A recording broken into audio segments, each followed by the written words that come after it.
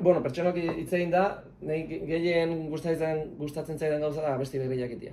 Orduan, ni asko zentratzen ez hortan, eta ni naiz pentsatzen jartzen kesi bideoklipak grabatzea o kontzertu gehiatzen, horrek badu bere alde hona eta bere txarra, baina nahi atatzen zaidan gauza hori da. Beti pentsatzen gauza berri jakitea. Osea, kontzertuari, bueno, kontzertuek bere garrantzia badute, baina uste gu boskote bezala garrantzia asko ematen diogula lokalean biltzen gean momentu horiei. Sortzeko. Azkenean guk astero daukagu kontzertu bat, ez?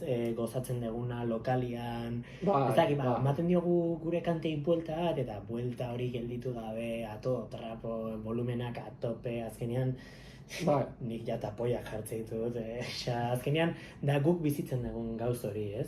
Gero afaltzea junk, gurutzen joten gehala askotan hotelea, edo tokira afaltzea, eta azkenean plan bat bihurtzen da. Ez bakarrik jotzea, eta baizik eta biltzea, jotzen dugu, ondo pasatzen dugu, guazen afaltzea, par batzu gotzeitugu. Bai, kontzertuetan guzta pasten dugu, gila esan oso guzta guten ga.